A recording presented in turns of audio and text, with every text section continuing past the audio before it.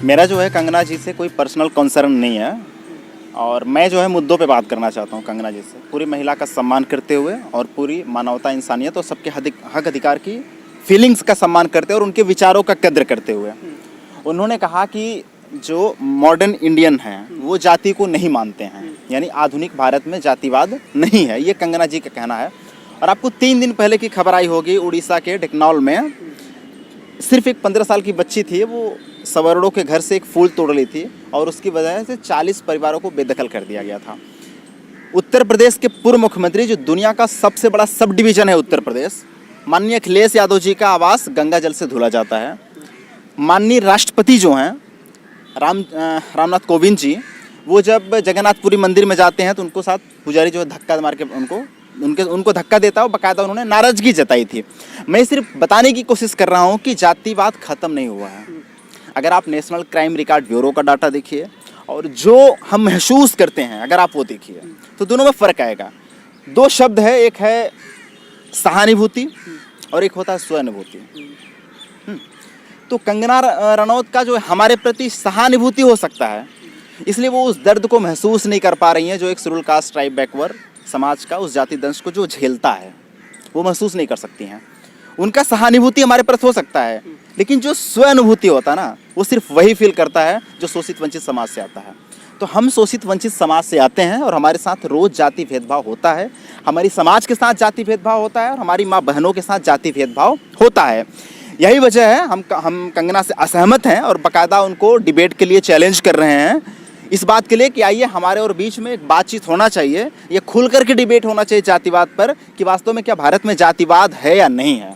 ठीक है, उसके बाद हम रिजर्वेशन पर बात करेंगे। जैसे कंगना जी ने कहा कि वो जो है रिजर्वेशन जो काबिल लोग हैं उनको रोकता है, यानी उन्होंने रिजर्वेशन के खिलाफ बोला।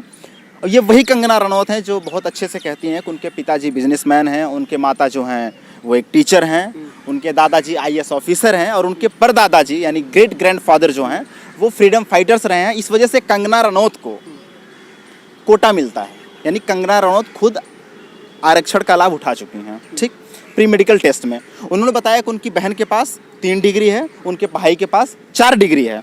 इसका मतलब उस डिग्री को लेने में उनको काफ़ी आरक्षण का फ़ायदा मिला है फ्रीडम फाइटर की वजह से। तो जब आपका आरक्षण सही है, हमारा आरक्षण गलत कैसे हो गया? आप क्षत्रिय हैं, आप जमींदार खानदान से आती हैं, आप बड़े घर की हैं, आपके बाप दादा IAS हैं, टीचर हैं, बिजनेसमैन हैं, सब कुछ आपके घर में है। इतनी संपन्न होने के बावजूद आप आरक्षण का लाभ उठा रही हैं। तो हम जैसे शोषित वंचित समाज के लोग, हमारे शोषित वंचित समाज के लोग आरक्षण का लाभ क्यों नहीं उठा सकते हैं और क्यों नहीं उठाना चाहिए? इस बात पर हम कंगना रनौत से बहस चाहते हैं और इसलिए मैंने कंगना जी से बाकायदा बहस किया। नितिन मेश्राम हैं, एक सुप्रीम कोर्ट के एडवोकेट। उन्होंने जो है न्यायपालिका में किस तरह का जो है प्रतिनिधित्व है किस समाज का, वो उन्होंने दिखाया है, जहां पर सिर्फ शेड्यूल कास्ट का जो है एक जज दिखाया है, उन्होंने बताया है, और ST का एक भी नहीं है उसमें। मतलब कि इस तरह से जो है बहुत ना के बराबर प्रतिनिधित्व होने के बावजूद भी जो है अब आरक्षण को ख़त्म करने के लिए खुले तौर पर जो है बातें होती रही हैं। और दूसरी तरफ सरकार निजीकरण भी कर रही है एक तरह से, उसमें भी रिजर्वेशन ख़त्म ही हो जाएगा। लेकिन क्या इस तरह की जो चीज़ें हो रही हैं, इस तरह से जो है माहौल बनाना, निजीकरण को बढ़ावा देना, क्या पूरी तरह से अब जो है आरक्षण को ख़त्म करने के लिए सरकार और जो इस तरह के लोग हैं वो अब ये चाहते हैं क्या? Actually, I would like to have my points. कि crying on nepotism and silence on casteism shows your double standard. Kangana Ranaut जी है ना, वो नेपोटिज्म के खिलाफ बोल रही हैं आजकल कि बॉलीवुड में भाई भतीजावाद है और वो नेपोटिज्म को रिजर्वेशन से जोड़ के कह रही हैं कि जिस तरह से नेपोटिज्म जो है वो आउटसाइडर्स को रोकता है, उसी तरह से रिजर्वेशन जो है वो काबिल लोगों को रोकता है। तो कंगना दरअसल यहीं पर गलती कर जाती हैं। जो नेपोटिज्म है वो बीमारी है और जो रिजर्वेशन है वो एक इलाज है। रिजर्वेशन इलाज है कास्टिज्म का। तो जिस तरह से नेपोटिज्म आउटसाइडर्स को रोकता है, ठीक उसी तरह से कास्टिज्म आउटकास्ट को रोकता है। आउटकास्ट मतलब जो बहिष्कृत समाज के लोग हैं उनको मुख्य धारा में आने से रोकता है। रही बात नेपोटिज्म की बॉलीवुड में, तो बॉलीवुड में नेपोटिज्म नहीं है, बॉलीवुड में सवर्णा नेपोटिज्म है। चूँकि बॉलीवुड में जो लोग हैं वो अधिकांशतः तो सवर्ण जाति के लोग ही हैं ना, वहाँ पर तो आज भी शेड्यूल कास्ट ट्राइब के लोग अछूत ही हैं वहाँ पर, पहली बात। दूसरी बात कि भागीदारी की कंगना को अगर आरक्षण से दिक्कत है, इससे काबिल लोग बाहर आना चाहते हैं या काबिल लोग प्रभावित होते हैं, तो बाकायदा उनको डाटा पर बात करना पड़ेगा, फैक्ट पे बात करना पड़ेगा, रूमर या फिक्सन पर नहीं। 4% ब्राह्मण है और 40% ब्राह्मण जज है सुप्रीम कोर्ट में इस समय। करीब 12 साल बाद सुप्रीम कोर्ट का एक शेड्यूल कास्ट जज बना है, जिनकी नियुक्ति 2007 में हुई थी और 2010 में इस्तीफा हुआ था, या उनका टाइम पीरियड ख़त्म हुआ था, बालाकृष्णन साहब का। ठीक, इस देश के 40 सेंट्रल यूनिवर्सिटीज़ में महज 9 ओबीसी प्रोफेसर हैं। ठीक, बाकी 95% जो प्रोफेसर्स हैं वो सवर्ण हैं। वो किसको रिजर्वेशन मिल रहा है? आप अगर डाटा पे बात करेंगे तो रिजर्वेशन तो सिर्फ उन्हीं को मिल रहा है ना। 89 जो सेंट्रल सेक्रेटरीज़ हैं उनमें से SC ST OBC महज 4 सेंट्रल सेक्रेटरीज़ हैं, बाकी सब सवर्णी हैं। तो रिजर्वेशन मिल किसको रहा है? अगर आप डाटा पे बात करेंगे तो आप पाएंगे रिजर्वेशन तो सवर्णों को ही मिल रहा है। तो यकीनन अगर रिजर्वेशन खत्म करना चाहते हैं तो जो डिक्लेयर्ड या नॉन डिक्लेयर्ड रिजर्वेशन है उसको पूरी तरह से खत्म किया जाना चाहिए। कंगना को खुल के बात करना होगा, तथ्यों पर बात करना होगा और बाकायदा डिबेट करना होगा। और मैं कंगना को बहुत धन्यवाद देना चाहता हूँ, उन्होंने हमारे उस समाज को जगाया जिनको लगता है कि सेलिब्रिटी उनके सारे अपने होते हैं और वास्तव में हीरो होते हैं, वो हीरोइन होते हैं। हमको समझना पड़ेगा वो हीरो और हीरोइन नहीं होती, बल्कि वो एक्टर और एक्ट्रेस होते हैं। ठीक, वो पैसे के लिए काम करते हैं, वो अपनी एक्टिंग करते हैं। लेकिन कंगना ने ये मुद्दा उठाया है, मुझे लगता है कि बात निकली है तो दूर तक जाएगी और हम सभी लोग उस पर बात करेंगे और मुख्य धारा में इस बात पर डिबेट होना चाहिए कि क्या वास्तव में इस देश में जाति खत्म हो चुका है।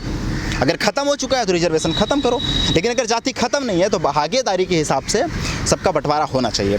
एक दूसरा पॉइंट, जब नेशनल दस्तक को जवाब देते हुए कंगना रनौत जी ने कहा कि अगर आप लोग आरक्षण के पक्ष में हैं तो महिलाओं के आरक्षण के खिलाफ क्यों हैं? तो बेसिकली मैं एकदम बहुत खुले दिल से कहना चाहता हूँ कि हम महिला आरक्षण के पूरे समर्थक हैं और न केवल महिला आरक्षण के समर्थक बल्कि हमारी मांग है कि 50% महिलाओं को आरक्षण मिलना चाहिए।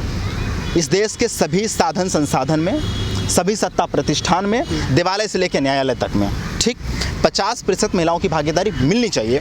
मैं कंगना रनौत के इस मांग के साथ पूरी सहमत हूँ और उनसे पहले हमारी ये लड़ाई रही है। लेकिन मेरा पॉइंट ये है ना, सिर्फ महिलाओं को आरक्षण मिले ये ज़रूरी नहीं है, बस इस महिला में किस समाज की महिलाओं को आरक्षण मिले ये भी ज़रूरी है। तो जो महिला आरक्षण को 50% आरक्षण मिलेगा महिलाओं को, उनमें 85% आरक्षण जो होगा और बहुजन समाज की महिलाओं के लिए होगा और 15% आरक्षण जो है वो सवर्ण समाज की महिलाओं के लिए होगा। मैं उम्मीद करता हूँ कि कंगना रनौत को हमारे इस बात से सहमत होना चाहिए, क्योंकि जिसकी जितनी भागीदारी है उसको उतना हिस्सेदारी मिलनी चाहिए, हकमारी नहीं चलनी चाहिए। वास्तव में कंगना रनौत जी ने कहा कि हम टुकड़े टुकड़े गैंग के खिलाफ आवाज़ उठा रहे हैं। हम जानना चाहते हैं कि एक डिबेट होना चाहिए इस देश में, पता चलना चाहिए कि वो कौन लोग हैं जिन्होंने 6747 जातियाँ 43 जातियों में समाज को बांटा। वह कौन लोग हैं जिन्होंने ब्राह्मण, क्षत्रिय, वैश्य, शूद्र, अछूत में समाज को बांटा। कौन है टुकड़े टुकड़े का सरगना? समीक्षा होनी चाहिए, बाकायदा बात होनी चाहिए। और मैं कंगना रनौत से कहना चाहूँगा कि आइए हम रहें और आप रहें, बाकायदा बहस करें और पता चले कि टुकड़े टुकड़े गैंग का सरगना कौन है। आपकी काफ़ी डिस्कशन हुआ है ट्विटर पर, तो आपने जो जवाब दिए हैं उनके, उस पर क्या प्रतिक्रिया आई है कंगना की, उसके बारे में? नहीं, कंगना जी ने बहुत सभ्य तरीके से जवाब दिया है। मैं उनके भावनाओं की पूरी कद्र करता हूँ और मुझे उम्मीद है कि कंगना जी हमारे तार्किक सोच की भी कद्र करती होंगी, चूँकि हमने उन पर रत्ती पर कटाक्ष नहीं किया। हमने शुरू से कहा कि हमारा उनसे कोई ज़मीन का झगड़ा नहीं है, उन्होंने हमारा ज़मीन नहीं हड़पा हुआ है, हम सिर्फ मुद्दों की बात करना चाह रहे हैं। वो एक महिला है और बाकायदा सम्मान करते हैं, इसलिए नहीं कि हम पुरुष हैं बल्कि इसलिए कि हम इंसान हैं। लेकिन हम चाहना चाहते हैं कि अगर बराबरी की लाइन आप खींचना चाहती हैं तो शुरुआत एक होना चाहिए। अगर आप अपने आप को गर्व से छत्राणी कहती हैं और गर्व से अपने आप को अगर आप छत्री कहती हैं तो आपके जाति दम की शुरुआत वहीं से नज़र आती है। तो फिर हम सवाल करेंगे कि अगर आपको छत्री होने पर गर्व है तो आप किसी न किसी को शूद्र बता रही हैं और कह रही हैं कि तुम अपने शूद्र होने पे गर्व करो। यहीं से गलती की शुरुआत होती है और यहीं से जाति दम के सोच के खिलाफ हम खड़े हो जाते हैं। कंगना के क्या लगता है कि कुछ लोग कह रहे हैं कि ये जो है बीजेपी की तरफ जो है राजनीतिक करियर बनाने की तरफ जो है इस तरह के बयान दे रही हैं, बिहार में चुनाव भी हैं आने वाले समय में, कुछ लगता है आपको कि राजनीतिक से प्रभावित ये चीज़ें ये बयान हो सकता है? Even many of my opponents are saying that I am doing this just to get popularity. पर ऐसा नहीं है, मैं पॉपुलरिटी के लिए नहीं पा रहा हूँ। अगर संविधान के लिए लड़ना लोकप्रियता बटोरना है तो यकीनन हमको ऐसी लोकप्रियता बहुत पसंद है। रही बात कंगना जी का राजनीति में, तो मैं तो कंगना जी से कहना चाहूँगा, कंगना जी छुप छुप के वार करने से कोई फ़ायदा नहीं है। आप भारतीय जनता पार्टी की प्रवक्ता बन जाइए और संसद में आइए अगर सब कुछ सही रहा तो हम भी आते हैं और आमने सामने बहस करेंगे, पता चलेगा कि कौन किस पर भारी है और पता चलेगा कि मुद्दों की बात कौन करता है। हम बात कर रहे हैं कास्टिज्म के खिलाफ और आप बार बार उस पर घसीट रही हैं नेपोटिज्म को। नहीं, कास्टिज्म और नेपोटिज्म गलत नहीं है। कंगना रनौत ने कहा कि nepotism is a virus and Kangana is a sanitiser. If यह बात सही है, अगर यह बात सही है तो मैं तो कहना चाहूँगा casteism is a virus and reservation is just a tool. तो reservation just a sanitiser and we the Ambedkarite are using that sanitiser to finish the casteism. तो हम कास्टिज्म को ख़त्म करने के लिए हम लोग उसका सहारा लिए हुए हैं। चलिए ठीक है, शुक्रिया। एक उस पर